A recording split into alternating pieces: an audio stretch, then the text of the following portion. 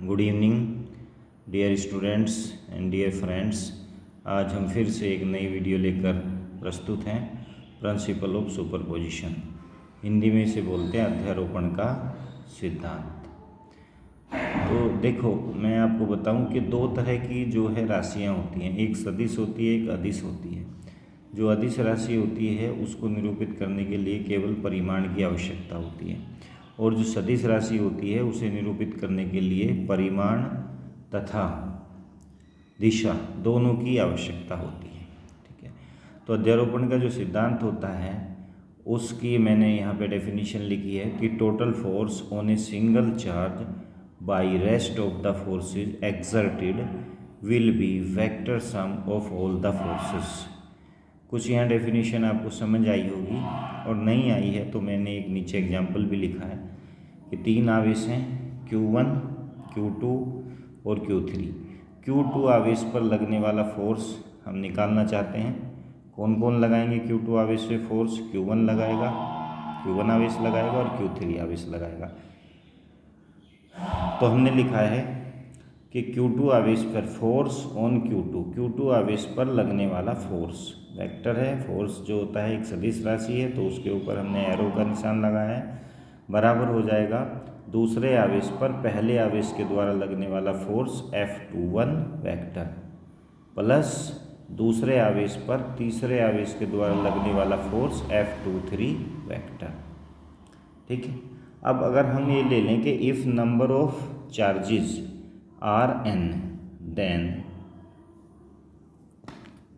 then total force acting on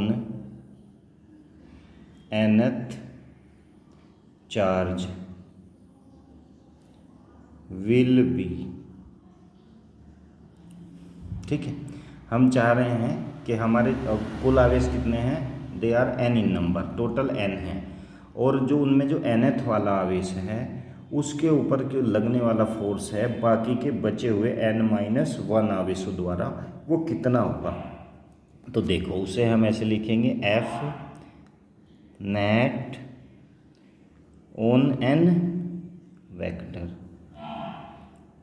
equal to nth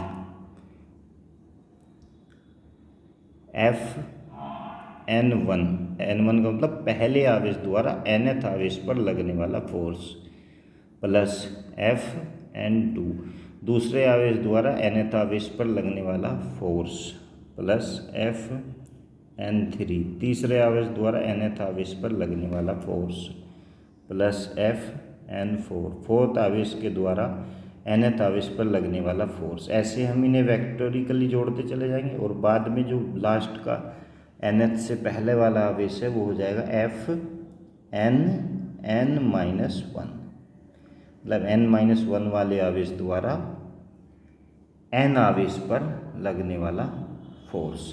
तो principle of सुपरपोजिशंस के द्वारा इस तरह से हम निकालेंगे कि अगर n आवेश हमारे पास है और nवें आवेश पर लगने वाला जो बल है वो कितना हो जाएगा कि पहले आवेश द्वारा nth आवेश पर लगने वाला फोर्स प्लस दूसरे आवेश द्वारा लगने वाला फोर्स, इसी तरह से निकालते चले जाओ, और n-1 आवेश द्वारा nth आवेश पर लगने वाला फोर्स। वेक्टोरिकली हमें ये जोड़ना पड़ेगा। ठीक है, वेक्टोरिकली हमें क्या करना है? ये जोड़ना पड़ेगा। समझ आ गई इतनी बात? ठीक है, चलो आगे बढ़ते हैं। अब एक बात थोड़ा सा यहाँ ध्यान रख लीजिएगा। ठीक है, अगर हम जैसे ये ऊपर एग्जाम्पल हमने लिया था तीन आवेशों का Q1, Q2, Q3 का, तो अगर हम सेकंड वाले पे फोर्स निकाल रहे हैं पहले वाले के द्वारा, तो वो जितना भी फोर्स है वो उतना ही रहेगा। ये Q3 की प्रेजेंस से उस पर कोई फ़र्क नहीं पड़ेगा। और अगर हम Q3 के द्वारा Q2 पे लगने वाला फोर्स निकाल रहे हैं तो वो उतना ही रहेगा जितना जब Q1 यहाँ पर नहीं था, और अगर Q1 यहाँ पर है तो भी उतना ही रहेगा।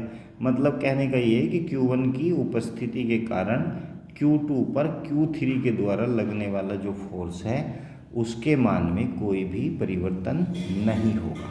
ये बात आप जो है ध्यान रखना। ठीक है, तो ये है प्रिंसिपल ऑफ सुपरपोजिशन।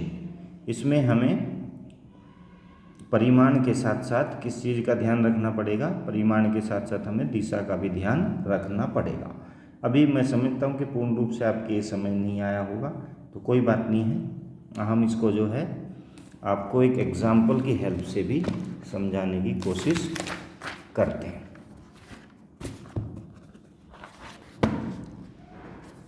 चलो एक एग्जाम्पल लेते हैं और इससे क्लियरली आपको समझ आ जाएगा। ये क्वेश्चन लेते हैं। एक त्रिभुज है, इक्विलैटरल ट्राइंगल हम ये ले रहे हैं। इक्विलैटरल ट्राइंगल एक ऐसा ट्राइंगल होता है जिसकी तीनों जो भुजाएं हैं वो समान होती हैं और तीनों जो कोण हैं वो बराबर होते हैं 60 अंश के। ठीक है, इसके तीनों सिरों पर हम 3 आवेश रख देते हैं, प्लस क्यू ए सिरे पर रख दिया और बी सिरे पर भी रख दिया, बी इसका जो कॉर्नर है उस पर भी प्लस क्यू रख दिया और जो इसका सी कॉर्नर है उस पर भी हमने प्लस क्यू आवेश रख दिया। तो तीनों कॉर्नर पे 3 आवेश हमने रख दिए, plus Q plus Q plus Q. ठीक है, अब हम निकालना चाहते हैं कि सी बिंदु पर जो आवेश रखा है उस पर लगने वाला बल, और वो उस पर कौन कौन बल लगाएंगे? प्लस क्यू आवेश जो बिंदु ए पर रखा है और प्लस क्यू आवेश जो कॉर्नर या बिंदु बी पर रखा हुआ है। ठीक है, सी पर लगने वाला जो बल है वो होगा वेक्टर बल जो सी पर ए पर रखे हुए आवेश द्वारा लग रहा है, प्लस वेक्टर बल जो सी पर बिंदु बी पर रखे हुए आवेश द्वारा लगा हुआ है। तो उन दोनों का जो है सम ये होने वाला है। ठीक है, अब देखें कैसे हम यहाँ पे इसको निकालने जा रहे हैं। अब देखिएगा, एक बात और ध्यान दीजिएगा, कई बार ये जब मैं पढ़ता था मुझे कन्फ्यूजन होता था कि जो सी बिंदु है वहाँ पर एक आवेश रखा है और एक आवेश रखा है बिंदु ए पर, तो और दोनों हैं समान चिन्ह वाले। तो जो सी बिंदु पर आवेश है वो ए बिंदु पर जो आवेश रखा है उसे इस दिशा में भगाने की कोशिश करेगा और जो ए बिंदु पर आवेश रखा है वो सी बिंदु पर रखे हुए आवेश को इस दिशा में भगाने की कोशिश करेगा, मतलब ए सी दिशा में, और जो सी पर रखा है वो ए पर रखे वाले को सी ए दिशा में। ठीक है, और इनकी जो लाइन ऑफ एक्शन है वो सेम है।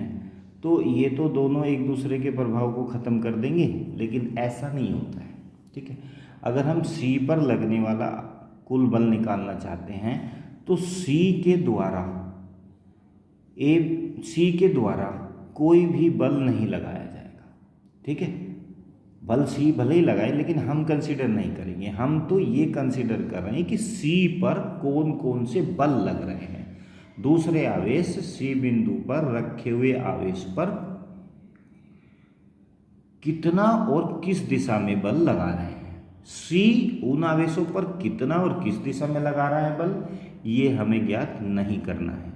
सी बिंदु पर जो रखा हुआ आवेश है उस पर बाकी बचे हुए आवेश कितना बल लगा रहे हैं और किस दिशा में लगा रहे हैं, उनसे हमारी कंसर्न है। तो चलो हम अब देखिएगा, सी बिंदु पर जो ए पर रखा हुआ आवेश है वो ए सी दिशा में ऐसे इधर को बल लगाएगा और उसे हम क्या बोलेंगे? उसे हम बोलेंगे एफ सी ए, सी पर ए के द्वारा लगाया गया बल। ठीक है, दिशा भी दिखाई है देखो हमने। और जो सी पर बी पर रखा हुआ आवेश लगाएगा वो इस दिशा में लगाएगा और उसे हम बोलेंगे एफ सी बी। ये एंगल कितना होगा? ये तो कोरिस्पोंडिंग एंगल होगा, ये 60 अंश होगा। तो इनका जो रिजल्टेंट है एफ सी बी का और एफ सी ए का वो कहीं इनके बीच से ही होके जाएगा और वही होगा एफ नेट। एफ नेट वही होगा, उसी को हमें ज्ञात करना है। एफ नेट क्या होगा? एफ नेट वही होगा और उसको हमें ज्ञात करना है। ठीक है, तो अब हमने पढ़ा है कि वेक्टर में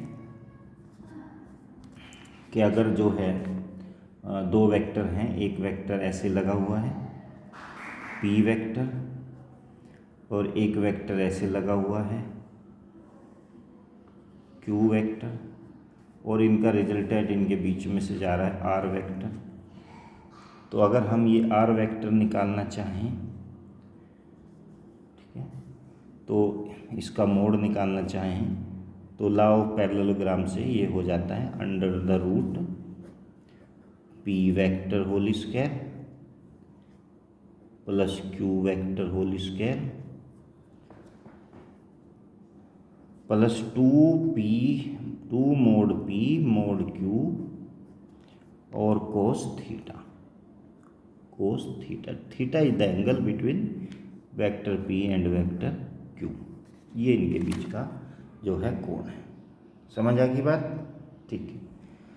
तो चलो अब हम अपने वहाँ भी देखो इसी तरह से एफ सी भी है एक, पी का काम एफ सी भी कर रहा है, क्यू का काम कर रहा है एफ सी ए और आर का काम कर रहा है एफ नेट। तो इसी फॉर्मूले से हम एफ नेट वेक्टर हम निकालेंगे तो वो हो जाएगा under the root F C B vector का whole square plus F C A vector का whole square plus 2 F C B vector का mod multiply F C A vector का मोड। तो ऐसे इनका रिजल्टेंट निकलने वाला है जो आपको ये दिख ही रहा है। तो एफ नेट वेक्टर, देखो किसी भी अगर हम वेक्टर का क्या करते हैं स्क्वायर कर देते हैं तो उसकी डायरेक्शन ख़त्म हो जाती है, केवल उसका मैग्नीट्यूड बचता है। और सी बिंदु पर रखे हुए आवेश पर जो ए बिंदु पर रखा हुआ आवेश है क्यू, जितना बल लगाएगा परिमाण में उतना ही बल सी बिंदु पर रखे हुए आवेश पर बी बिंदु पर रखा हुआ आवेश लगाएगा परिमाण में। दिशा तो अलग अलग होगी, दिशा तो सी बिंदु पर जो आवेश रखा है उस पर जो ए बिंदु पर रखा आवेश है उसकी दिशा तो ए सी है ऐसे, और यहाँ जो बी लगा रहा है सी पर वो दिशा है बी सी। दिशा अलग है लेकिन परिमाण सेम रहेगा। परिमाण क्यों रहेगा सेम? क्योंकि जो दूरी है वो बराबर है। मान लो ये ए भुजा है तो ये भी ए ही भुजा है, ये भी ए ही भुजा है, ठीक है। और कूलाम के नियम से अगर आप सी बिंदु पर लगने वाला बल निकालें ए बिंदु पर लगने वाले ए बिंदु पर रखे आवेश के द्वारा तो वो हो जाएगा के, दोनों आवेशों का प्रोडक्ट क्यू मल्टीप्लाई क्यू और उसकी दूरी का होल स्क्वायर, ठीक है। तो मैं आपको बता दूं, तो अब हम मान लें कि जो एफ सी बी है वो एफ है, तो ये हो गया F square plus F C A भी उतना ही होना है, ये भी एफ स्क्वायर हो गया plus 2 F multiply cos theta. यहाँ पे थीटा की वैल्यू है 60 डिग्री, हो गई, ठीक है। आ जाओ आगे, F net under the root, visible है सबको, एफ वेक्टर कितना हो गया 2 एफ वेक्टर स्क्वायर प्लस ये भी 2 एफ वेक्टर स्क्वायर। कोस 60 कितना होता है? कोस 60 होता है 1/2, तो इसकी वैल्यू रखो 1/2। इस 2 से ये 2 कैंसिल आउट हो गया, तो एफ नेट वेक्टर नहीं, ये मोड आ रहा है, हम मोड निकाल रहे हैं इसका। अब नेट फोर्स है तो ये कितना हो जाएगा 2 F square plus F square, और ये आ जाएगा आपका √3 एफ स्क्वायर, मतलब √3f हमारा जो है इसका आंसर आ जाएगा। कितना आंसर आ जाएगा? √3f। अब आप कहोगे सर ये f क्या है?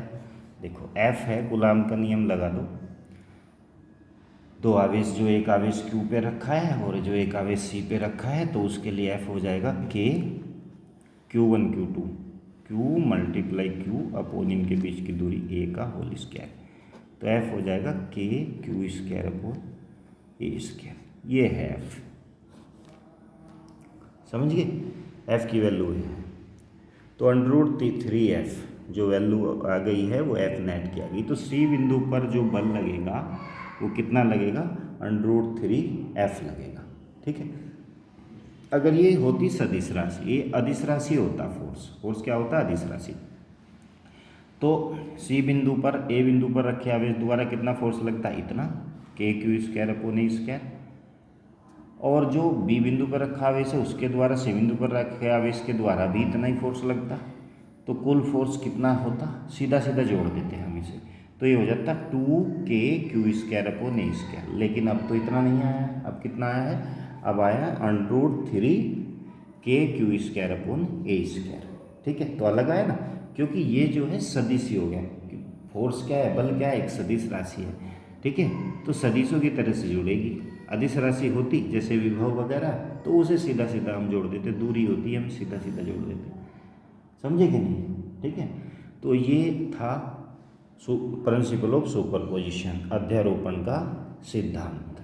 तो इस सिद्धांत से मैंने ये न्यूमेरिकल किया, बहुत ही इंपॉर्टेंट न्यूमेरिकल है। आपको ये इन्फॉर्मेशन दे रहा है कि किस तरह से आप जो है सदिशों का बहुत सारे जो आवेश हैं उनके द्वारा किसी एक पर्टिकुलर आवेश पर लगने वाला कुल नेट बल आप ज्ञात कर सकते हैं। मैं फिर से बता रहा हूँ, इस एक बात का ध्यान रखना, अगर सी बिंदु पर रखे आवेश के द्वारा आवेश पर ए बिंदु पर रखे आवेश द्वारा या बी बिंदु पर रखे आवेश द्वारा बल निकालना है तो बस हमें ये देखना है कि सी बिंदु पर ए बिंदु पर रखा आवेश कितना बल और किस दिशा में लगा रहा है, बी बिंदु पर रखा हुआ आवेश सी बिंदु पर कितना बल और किस दिशा में लगा रहा है, सी बिंदु पर रखा हुआ वे आवेश कितना बल ए बिंदु पर रखे आवेश पे लगाएगा या बी बिंदु पे, उससे हमारी कोई कंसर्न नहीं है।